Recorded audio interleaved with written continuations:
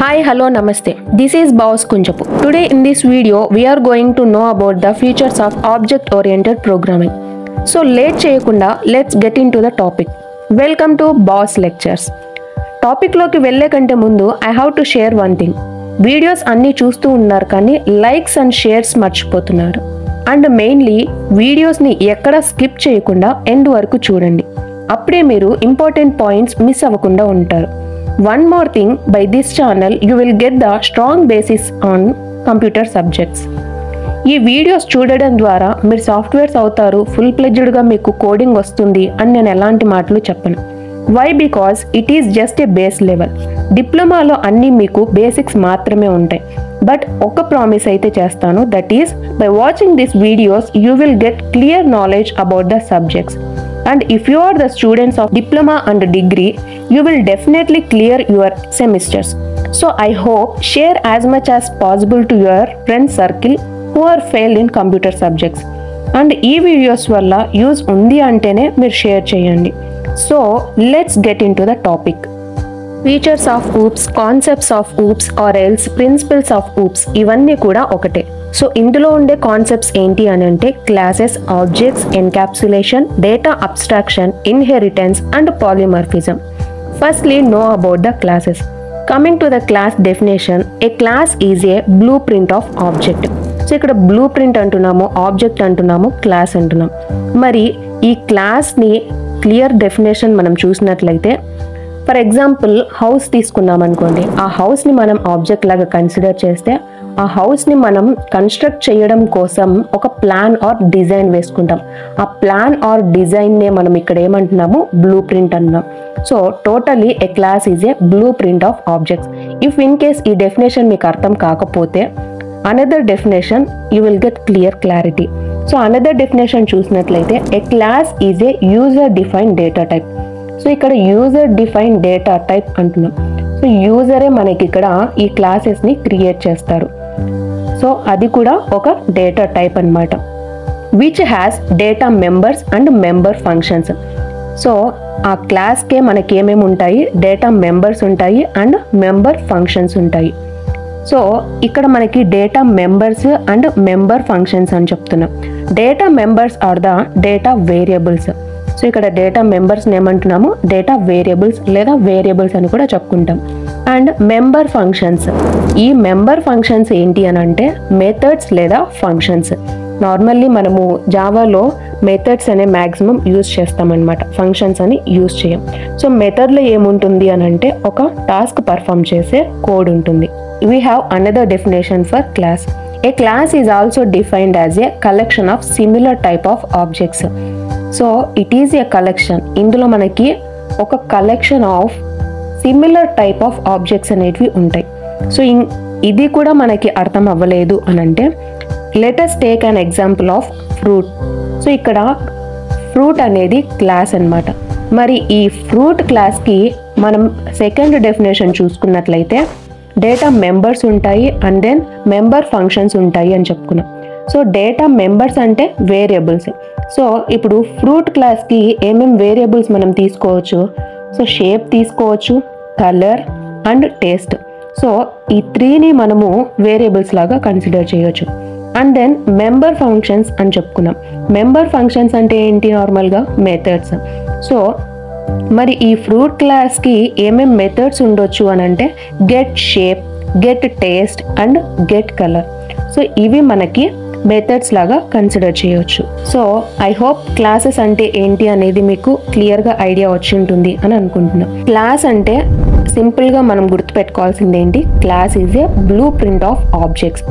అది లేదు అని అంటే a class is a user defined data type which has data members and member functions.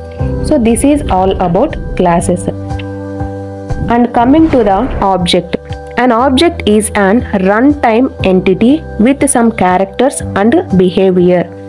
So మనకి జావాలో దేన్ని బేస్ చేసుకొని ప్రోగ్రామింగ్ చేస్తారు అని అంటే ఆబ్జెక్ట్స్ని బేస్ చేసుకొని ప్రోగ్రామింగ్ రాస్తారు అని విన్నాం.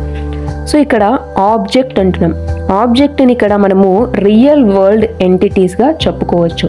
సో రియల్ వరల్డ్లో ఏవైతే ఎగ్జిస్టింగ్ థింగ్స్ ఉన్నాయో లైక్ ఫ్యాన్ కావచ్చు, చైర్ కావచ్చు, ఇంకా ఏదైనా కూడా అదన్నిటి కూడా మనకి ఏమంటాము ఆబ్జెక్ట్ అని అంటాం. సో మరి ఆ ఆబ్జెక్ట్ని మనం తీసుకున్నట్లయితే ఆబ్జెక్ట్కి బిహేవియర్ ఉంటుంది అండ్ సమ్ క్యారెక్టరిస్టిక్స్ కూడా ఉంటాయి. And object is an instance of class.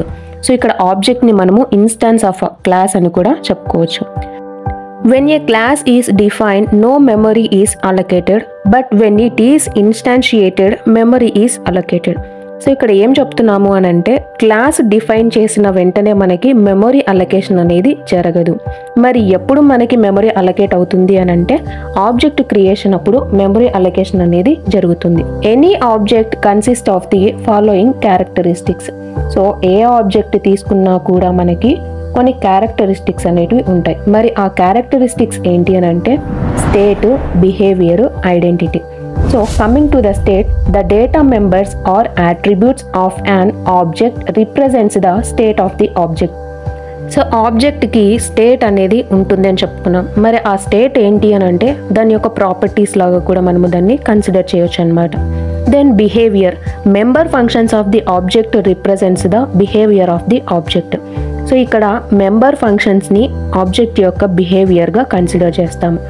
మరి దీన్నే మనము మెథడ్స్ అని కూడా చెప్పుకుంటాం అన్నమాట.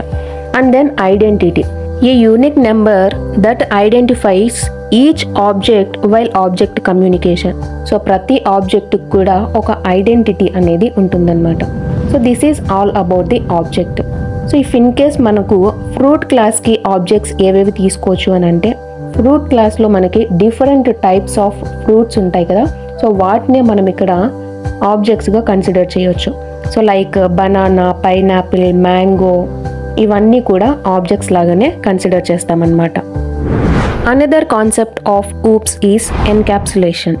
So coming to the definition of encapsulation, wrapping up of data and functions into a single unit is called as data encapsulation. So ఎన్క్యాప్సులేషన్లో data and functions అనేటివి ఒక సింగిల్ యూనిట్గా ఫామ్ అవుతాయి అన్నమాట. మరి ఇక్కడ మనము స్పెసిఫైయర్స్ని కన్సిడర్ చేస్తే ఆ స్పెసిఫైయర్స్లో మనకి 3 or 4 టైప్స్ ఉన్నాయి. సో అవేంటి? Public, protected, default and private. So వీటి ద్వారా మనకి డేటా ఎన్క్యాప్సులేషన్ అనేది జరుగుతుందన్నమాట. So this is about encapsulation. And coming to the another concept of oops, that is data abstraction. Coming to the definition of data abstraction, abstraction refers to the act of representing essential features without including the background details. So ఇక్కడ abstraction మనకు ఏం చెప్తుంది అని అంటే representing essential features. So కావాల్సినవి లేదా needed information మాత్రమే మనకు రిప్రజెంట్ చేస్తుంది without including the background details. బ్యాక్గ్రౌండ్లో ఏమేం డీటెయిల్స్ ఉన్నాయి ఆ డీటెయిల్స్ అన్నింటినీ కూడా మనకి హైడ్ చేస్తూ only whatever we are needed ఆ ఇన్ఫర్మేషన్ని మాత్రమే మనకి డిస్ప్లే చేసేదే ఈ అబ్స్ట్రాక్షన్ అన్నమాట. సో క్లియర్గా తెలుసుకోవాలి అని అంటే మనకి let us take an example of car. కార్ని మనం ఎగ్జాంపుల్గా తీసుకుంటే ఆ car colour, company name and visible details అన్నీ తెలుస్తుంది. But how it is works అనేది వీ డోంట్ నో. మనం కీ పెట్టగానే జస్ట్ స్టార్ట్ అవుతుంది, బేస్డ్ ఆన్ అవర్ రిక్వైర్మెంట్స్ మనం కార్ స్టార్ట్ చేస్తాము. బట్ ఇంటర్నల్ వర్కింగ్, మనం కీ పెట్టంగానే అది ఏ విధంగా స్టార్ట్ అవుతుంది, కార్ ఇంజన్ ఎక్కడి నుంచి ఏ విధంగా కనెక్ట్ చేసినారు, ఈ ఇంటర్నల్ వర్కింగ్ అంతా మనకి అవసరం లేదన్నమాట. సో ఆ విధంగా మనకి ఇంటర్నల్ డీటెయిల్స్ అన్నిటినీ హైడ్ చేస్తూ ఓన్లీ మన రిక్వైర్మెంట్ని బేస్ చేసుకొని ఎసెన్షియల్ ఫీచర్స్ని మాత్రమే రిప్రజెంట్ చేస్తుంది ఈ డేటా అబ్స్ట్రాక్షన్ అనేది. This is about data abstraction. Coming to the another concept of oops, inheritance. It is a process by which object of one class inherit the properties of objects of another class. So ఒక క్లాస్లో ఉండే properties and మెథడ్స్ని ఇంకొక class inherit చేసుకుంటే ఆ ప్రాసెస్నే మనము inheritance అంటాము. So an existing class is known as a base class and the new class is known as the derived class. So already create చేసిన are existing క్లాస్ని మనము బేస్ క్లాస్ అని అంటాము లేదా సూపర్ క్లాస్ అని కూడా అంటాము. And the new class is noun as derived class. So కొత్తగా ఏదైతే న్యూ క్లాస్ని మనం క్రియేట్ చేస్తామో ఆ క్లాస్ని డిరైవ్డ్ క్లాస్ అని అంటామన్నమాట. ఇన్హెరిటెన్స్కి రియల్ వరల్డ్ ఎగ్జాంపుల్ చూసినట్లయితే వెహికల్స్ తీసుకున్నట్లయితే ఈ వెహికల్స్లో ఉండే ప్రాపర్టీస్ అన్ని వెహికల్స్కి సేమ్గా ఉంటాయన్నమాట. Like if in case 2 wheelers తీసుకున్నా, 3 వీలర్స్ తీసుకున్నా అండ్ 4 వీలర్స్ తీసుకున్నా అన్నింటికి కామన్గా ఉండేటివి ఈ బేస్ క్లాస్ నుంచే మనకి తీసుకుంటాం అన్నమాట. సో ఇక్కడ బేస్ క్లాస్లో ఉండేది ఏంటి అని అంటే వెహికల్స్. సో బేస్ క్లాస్ని వెహికల్స్గా కన్సిడర్ చేస్తే సబ్ క్లాసెస్ ఏమవుతాయి, ఇక్కడ న్యూ క్లాసెస్ ఏముంటాయి అని అంటే 2 wheelers, 3 wheelers and 4 wheelers. And again మనకి 2 వీలర్స్లో మనం కన్సిడర్ చేస్తే బైసికల్ వస్తుంది అండ్ బైక్ కూడా వస్తుంది. అండ్ 3 వీలర్స్లో auto rickshaw and rickshaws. So వీటిని మనము 3 వీలర్స్గా కన్సిడర్ చేయొచ్చు అనమాట. And coming to the 4 wheelers, again this is existing class. And coming to the new classes, 4 వీలర్స్లో మనకి బస్సెస్, ట్రక్, కారు ఇవన్నీ కూడా కన్సిడర్ చేయొచ్చు అనమాట. ఈ విధంగా ఇన్హెరిటింగ్ కాన్సెప్ట్ అనేది అప్లికబుల్ అవుతుంది. ఇన్హెరిటెన్స్ కాన్సెప్ట్ వల్ల మనకి రీయూజబిలిటీ అనేది జరుగుతుందన్నమాట. So this is all about inheritance. And coming to the another feature of OOPS is polymorphism. So it is the concept that supports the capability of data to be processed in more than one form. The word polymorphism is derived from 2 Latin words. So polymorphism అనేది 2 Latin words ద్వారా derive అయిందన్నమాట. So firstly poly and then second one is morphs. So ఇక్కడ poly అంటే many, morphs means forms అని. So మొత్తానికి definition చూసుకున్నట్లయితే data అనేది మనకి మోర్ దాన్ 1 ఫామ్. సో ఒక ఫామ్లో కంటే కూడా డిఫరెంట్ ఫామ్స్లో మనకి క్రియేట్ చేయబడుతుంది. మరి దీనికి ఎగ్జాంపుల్గా మనము షేప్స్ తీసుకున్నట్లయితే అక్కడ ఉండేది డేటా, మనం కన్సిడర్గా చేసేది షేప్ని మాత్రమే డేటాగా కన్సిడర్ చేస్తే వీ హ్యావ్ డిఫరెంట్ టైప్స్ అన్నప్పుడు మనకి ఇక్కడ ట్రయాంగిల్, స్క్వైర్, రెక్టాంగిల్, సో ఇవన్నీ కూడా డిఫరెంట్ ఫామ్స్. ఉన్నది ఒకటే అయినప్పటికీ మనకి ఇక్కడ డిఫరెంట్ ఫామ్స్ అనేటివి ఉన్నాయన్నమాట. సో ఆ ఎగ్జాంపుల్ మనకి అర్థం అవ్వలేదు అని అంటే let us take another example. మనకి ఇక్కడ యాడ్ అనేది ఒక డేటా లాగా కన్సిడర్ చేస్తే ఆ డేటా అనేది మనకి మోర్ దాన్ 1 ఫామ్. అంటే ఇప్పుడు ఇక్కడ ఈ యాడ్ అనేది డిజిట్స్కి చేసినప్పుడు సమ్ అవుతుంది. అండ్ దెన్ టెక్స్ట్ ఫార్మాట్లో చేసినప్పుడు string, text means in the sense మనం టెక్నికల్గా యూజ్ చేసినట్లయితే స్ట్రింగ్ అంటాం. సో ఇక్కడ 2 స్ట్రింగ్స్ని యాడ్ చేయొచ్చు అండ్ దెన్ 2 డిజిట్స్ని యాడ్ చేయొచ్చు. సో ఇక్కడ మోర్ దాన్ 1 ఫామ్ అంటున్నాం. సో ఇక్కడ మనకి పైన డిజిట్స్ ఫామ్లో మనకి అడిషన్ చేసుకోవచ్చు అండ్ దెన్ వర్డ్స్ ఫార్మాట్లో కూడా అడిషన్ చేసుకోవచ్చు. మరి డిజిట్స్ ఫార్మాట్లో మనము అడిషన్ చేసినట్లయితే దాన్ని సమ్ అని చెప్పుకుంటాము. అండ్ దెన్ స్ట్రింగ్ ఫార్మాట్లో దాన్ని అడిషన్ చేస్తున్నాము అని అంటే కన్కాటినేషన్ అని చెప్పుకుంటాం. సో ఈ విధంగా మనకి పాలిమర్ఫిజం అనేది జరుగుతుందన్నమాట. So this is all about పాలిమర్ఫిజం.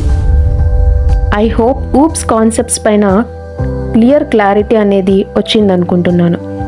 Actually ఈ కాన్సెప్ట్స్ క్లియర్గా చెప్పాలి అని అంటే minimum 1 hour and maximum 1.5 hour పడుతుంది. సో మనకి అంత సోది అవసరం లేదు అండ్ బేసిక్గా అంత ఓపిక కూడా ఉండదనుకోండి. అందుకే మనం స్ట్రైట్గా పాయింట్ పట్టుకొని డిస్కస్ చేసుకుంటాం క్లియర్గా, క్లారిటీగా. I am repeating the definitions of OOPS concepts once again. So coming to the class, a class is a user defined data type which has data members and member functions. Coming to the object, an object is a real world entity. So it has state, behavior and identity. And then coming to the encapsulation, wrapping up of data and functions into a single unit is called as data encapsulation. Data abstraction. Abstraction refers to the act of representing essential features without including the background details. Coming to the inheritance definition, it is the process by which one object class inherits the properties of object of another class. Existing class is known as the base class and the new class is known as the derived class. And then polymorphism. The definition of polymorphism is the concept that supports the capability of data to be processed in more than one form. So this is all about the concepts of OOPS or features of the OOPS. I hope you all understand the concept. So this is all about the features of the object-oriented programming. If you have any doubts, please comment on comment section. If you like the video and don't want to miss, please subscribe to this channel. అప్పటి వరకు stay tuned to Boss Lectures channel. This is Boss Kunchapu signing off, and don't forget to like, share and subscribe. Thank you.